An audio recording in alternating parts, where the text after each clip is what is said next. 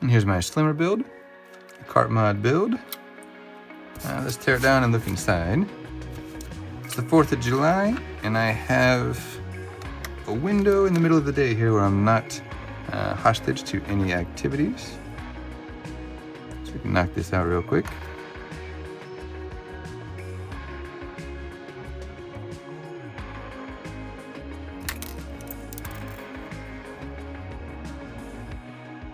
So the rear shell, done it kind of the same as I've done before, where I just cut the back of the shell off, and I use a piece of plastic and epoxy all around the plastic to attach it, and eventually sand it up and make it look nicer. This time I used some plastic that came from an old basketball game my kids broke a long time ago. Pretty strong plastic. So that's why it's white inside here. I cut these, or I milled down these spaces here for the battery and the processor. So it just gives just enough room for those to fit and breathe. This is the speaker grill from a different case. So after I put this plastic in place, I just drilled a hole and I fit the speaker grill in there, epoxied around it, and cleaned that up too. And I've also filed and cleaned up a space for the port cover, like always, and drilled a tiny hole for the kill switch.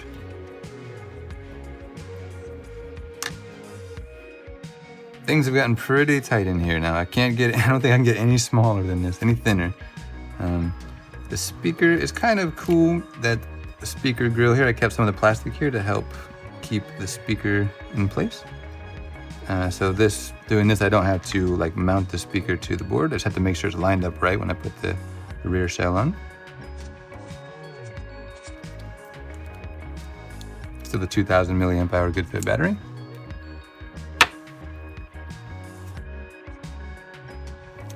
Not much to say about the trim, except for I had to cut a little bit on the inside here to get it to fit, because I didn't use the lanyard style one. I just used 2 solid pieces.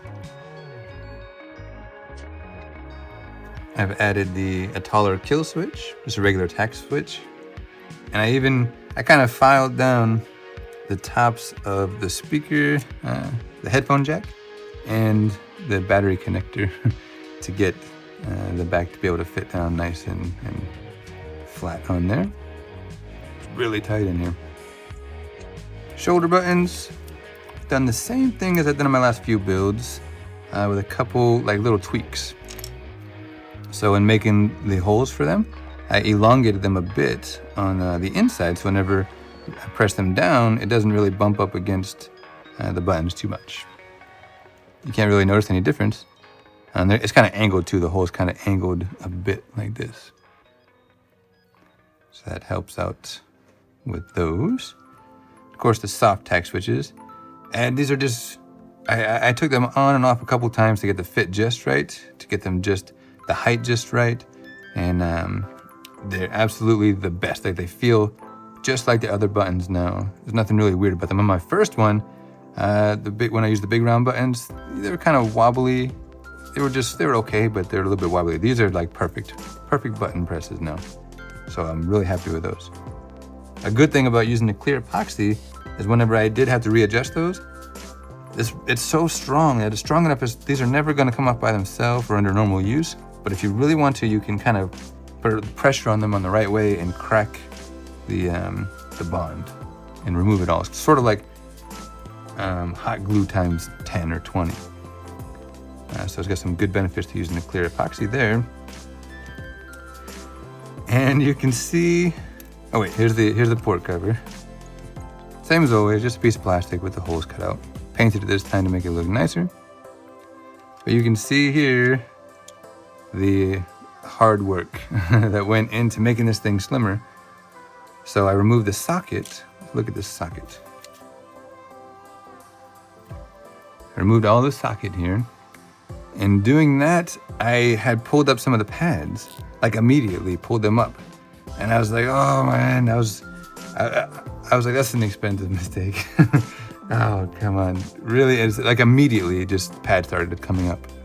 But come to find out that the pads that are on the board, but they're not really doing anything. Because not all of them are being used. So the ones that are not being used aren't connected to anything on the board, and they just will pull up nice and easy. So luckily, that's what happened. So the pads that weren't being used, they just kind of popped right off the board, and all the ones that were necessary stayed on. So I got lucky there. But yeah, so I soldered every connection besides those few that popped off. And for some reason I was thinking it was just gonna take a few hours, but it took me more than a few hours. Especially because as you solder down, if you mess up one and like bridge a connection, I found out pretty quickly that you can't just, or I can't expect to just be able to clean up that and move on. Because in trying to clean it up, it like spreads like cancer all down the line. So you can easily just wipe out a bunch of progress on a few different wires. So the best thing to do when that happens is just to disconnect the fault, like 3, 4, or 5 wires, clean it all up, and go again. So there's a lot of work on that. It's kind of like soldering boot camp, though. I feel like I went through soldering boot camp because now when I wire to the ribbon cable connectors, 0.5 millimeter pitch, I don't have to use magnifying glass anymore. I don't have to use Captain tape anymore. I can just 2 hands put it on there and knock it out. So that was pretty useful for me. In doing that, I also learned that you cannot always rely on the continuity meter to tell if something is connected or not.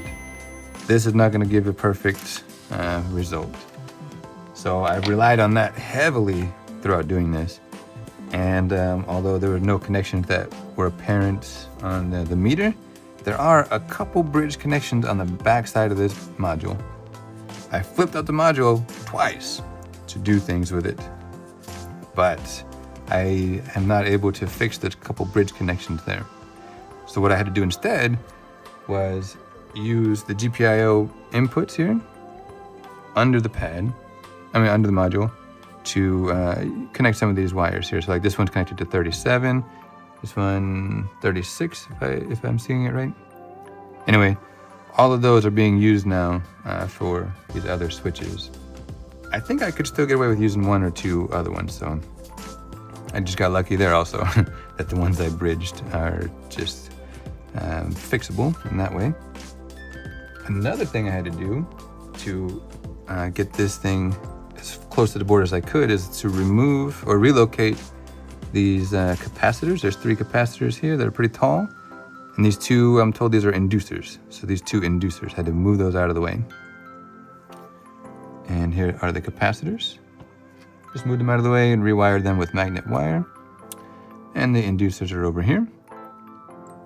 These, I had to double up the wiring. I was told that would be a little bit better for some electrical engineering reason, like resistance or something like that.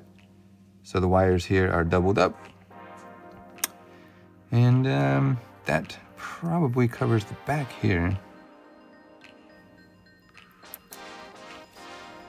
There's a couple reasons why I'm doing this video, other than just the fact that I was already going to do this video. I had taken a few days and shot an assembly video, so I wouldn't have to do a teardown video. But I've learned the really hard way that I should not upgrade to betas on devices that I need. So the phone I record with, I updated to a beta that had a bugged out camera, and I wasn't able to use any of the footage for 3 days of taking video. So that's one reason. Another one is a lot of people, or a couple people, have talked about redoing some of the paint or adding like more of a gloss finish to it with clear coat, and I'm probably going to try that. Another thing is you'll see in a minute how the screen and the glass on this build are really close together, almost touching. So I'm going to take this opportunity to kind of secure the glass a little bit better than I did. And the last reason why I'm doing this is while I have it apart, I'm going to be able to fix one thing that I found as an issue. Whenever I do the videos, I don't like to, you don't want to spend all of your time like talking about troubleshooting and showing every little thing that could go wrong, because that would be the whole video is just stumbling around, you know? So you want to get the points that matter on film there to keep it going. So one thing that is an issue that showed up on here is every once in a while, there's a ghost that inputs, that pushes my right analog stick to the right, just randomly. And poor Quincas, he narrowed down the issue. I thought I've been spending a few days trying to figure that out, and he narrowed it down to a bit of noise that is on one of these wires, probably from this ribbon cable connector here. So I'm gonna just rewire those when I have this off. Not a big deal. Might even just swap out the analog stick. We'll see. Anyways, that's not gonna be too hard of a fix. So,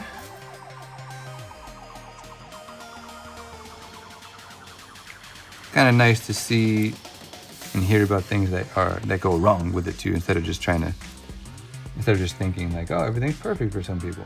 No way. A lot of stuff was always wrong. A lot of troubleshooting and trying out things, you know. So something cool about this, I've done the add-on board like I've did on my clear build behind the screen, and I was able to keep the wiring all on the front of the board. It kind of just keeps things more simple that way. And the connector folder right around here. The shoulder buttons, you know when I was talking about I moved the controls up and in as much as possible? Look how close these are to all these pads are to the switches. The L1s and R1 here, they actually rest on some of the other components here now for support. So the L1 is resting on the analog stick, and R1 actually rests right on the new position of the button wells here. Kind of dual function things there. Just like with my clear build, I had to file down the shoulder buttons to get them to fit in. And also the twos. I filed both sides of these to thin those up to fit inside of the plastic switches. Or here you can see how close the module is.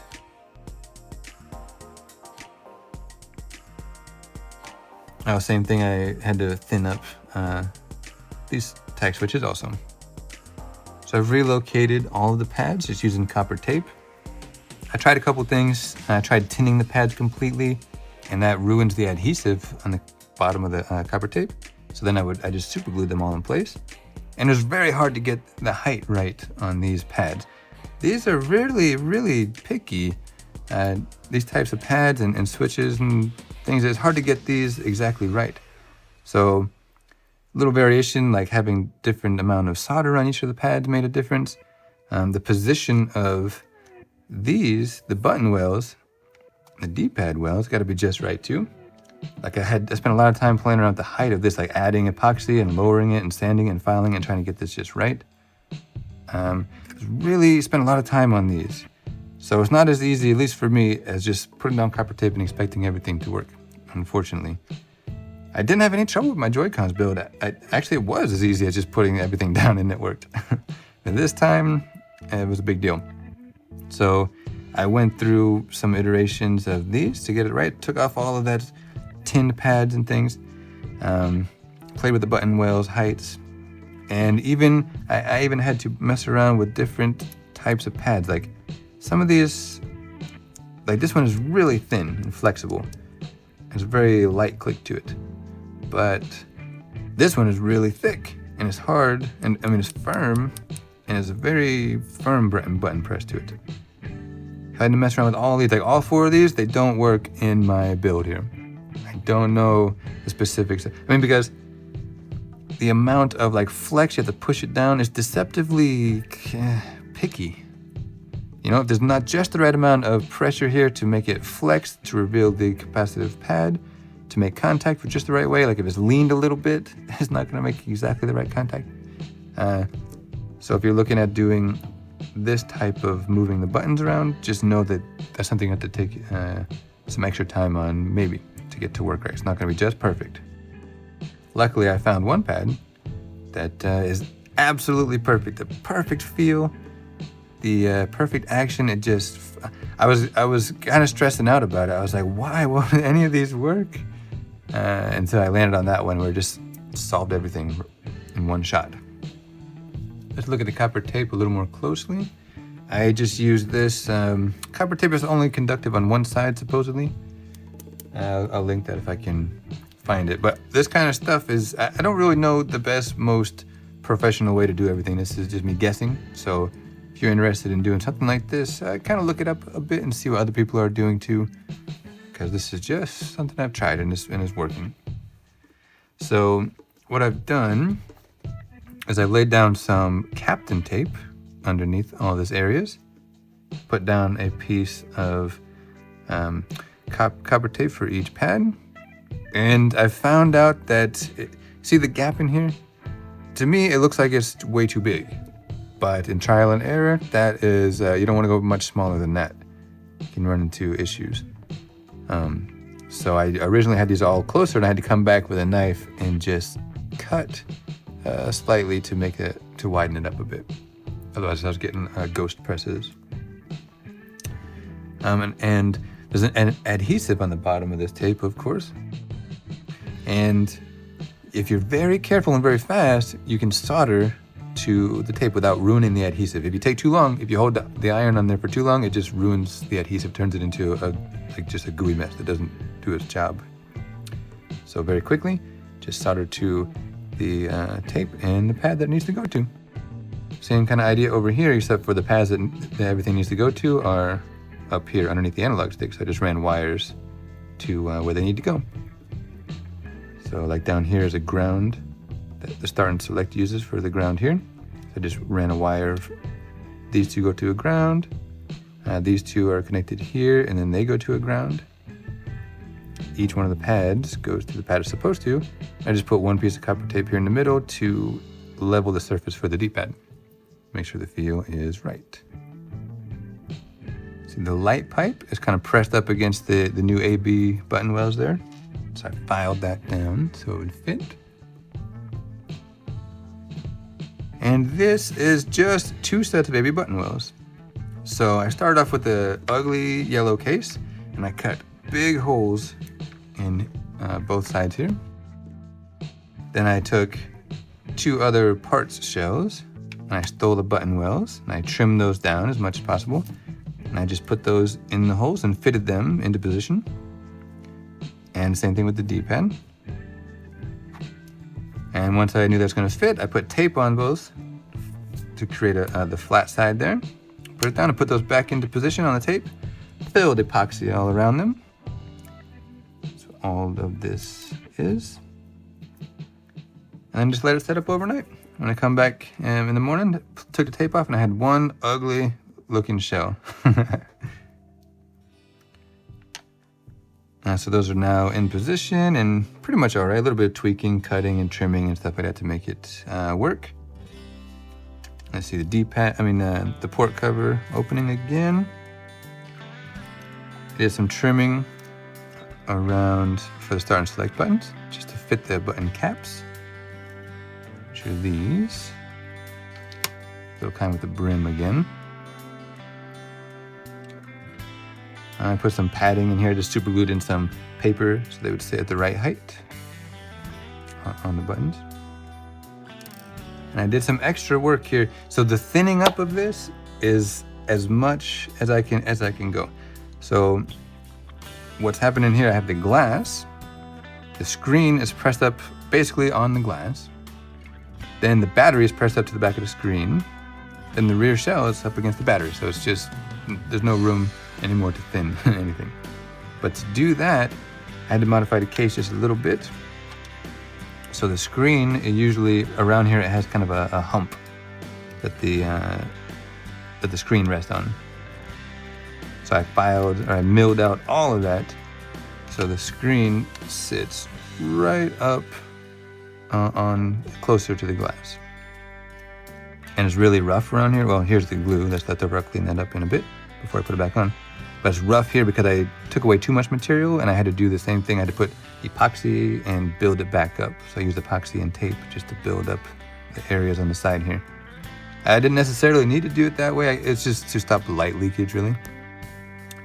When I painted, I made sure not to touch the places where the shoulder buttons will be moving, so I don't get any kind of weird friction from paint. So yeah, so one thing that was necessary is keeping the screw posts here. I have 5 screw posts, and they're all doing a lot of work to hold everything together really strongly, hold the board together, hold the back on, because we missed a couple. I lost a couple of screws that hold the board in itself. So these are all very important now. So when I did this, I kind of planned ahead and used all of the black button wells. So whenever I was doing the painting, I could just cover those areas and not worry about getting paint down inside. So I don't have to worry about friction on paint and wondering if that's going to peel off or flake or something like that. So that is pretty nice not to have to worry about that. Let's talk about paint for a minute. This is the first time I've been able to paint all right. It's not great, but it's all right. And these are the paints I used. I don't know if these are the best or anything. I talked to a paint guy, and this is what we landed on to try. So there are probably better things out there, but this worked really well so far. A couple things about the paint. The number one issue I was having is the size of the thinness of the layers. Whenever they say thin, they really mean thin coats. Super thin. Like, my background information for paint was like painting walls and houses. You roll on the paint, brush on the paint, then you have a paint layer on top of the thing, on the top of the wall. The wrong kind of idea for this. Instead, it's good to think about, like, my friend Harry. He loves perfumes. He has like a big perfume collection. So instead of thinking about walls, I think about him going like, psh, and putting a spritz in the air and just kind of like majestically walking into it. I'm sure he does. I don't know if he does that or not, but it's funny to think of. So more like Harry and less like painting a wall. And also, the mentality of it is I was off on.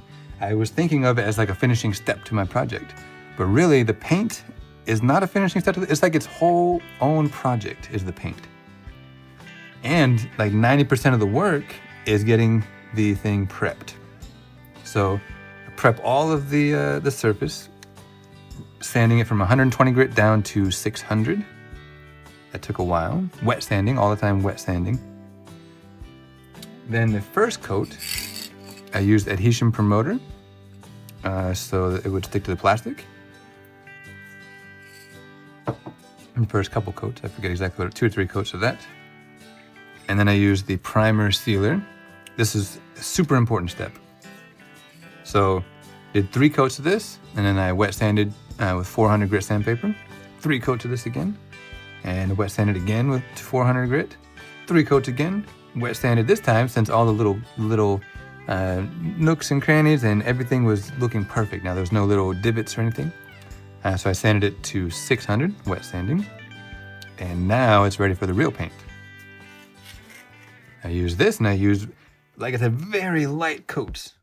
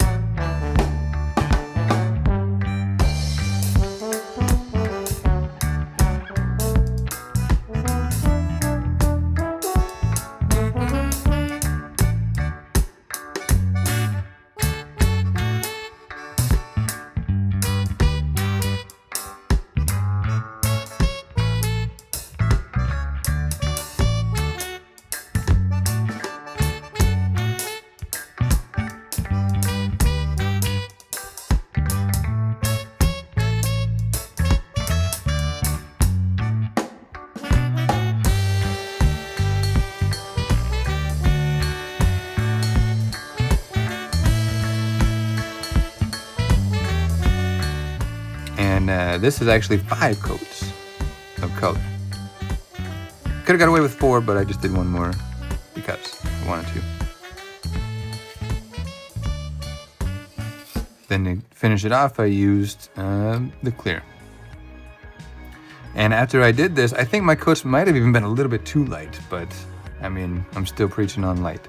So because I had a little bit of a texture to it, and I wet sanded that with 2500 grit sandpaper the following day after it dried up to kind of smooth it out. And now I'm left with like accidentally a cool feeling texture to it. It feels like I'm not a poet, I can't describe what this really feels like. But it feels perfect. Feels perfect. I got lucky with it. But just like I said, I'm gonna take this bar, I'm gonna try to do a complete gloss with it just to test that out, like other people have suggested. So that should cover the paint. 90% prep, 10% painting, and it really gotta take time on it and treat it like it's its own project. Otherwise you dig yourself a giant hole to try to fix, like I've done several times, ruining my projects and having to fix them up. So I think that should cover it. Let me know if I forgot anything, and I'm gonna get on to 4th of July stuff. Woo! Oh yeah, thanks for watching.